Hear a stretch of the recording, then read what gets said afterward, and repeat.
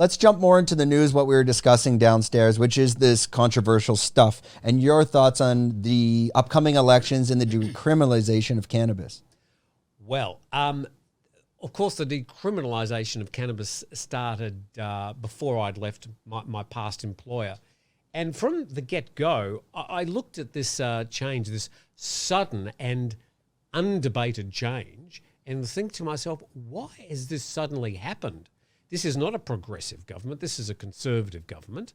There is no way that the Prime Minister and most of the other sort of ex-army thugs would be supporting this. Why are they doing it? Oh, because it's the head of the Pumjai Thai party.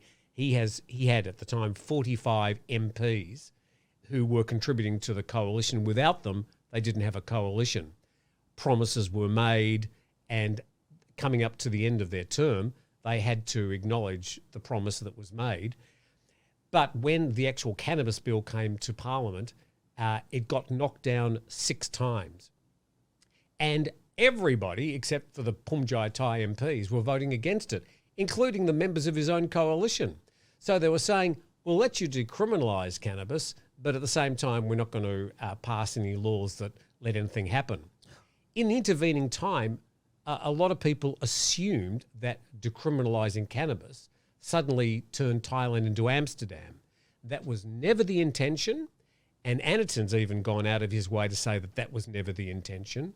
And what's become a broad recreational use, which is like spread like wildfire around Thailand. I mean, you can't walk down any tourist street without smelling cannabis everywhere. Every second shop's turned into a retail shop. My understanding is that was never the intention of the bill. And we've now got an election coming up, and I think there's going to be a hard landing to all this. What was the intention? What do you think it was? Well, from Anaton?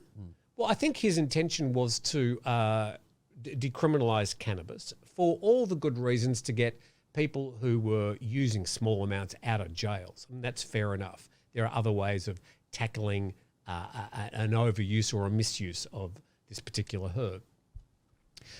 But they did see the value in allowing it as a crop, the use of hemp, of course, and but I don't think the recreational use was ever, of course, the medicinal uses, the recreational use was never on the radar, but people have assumed that that's the way it was going to happen.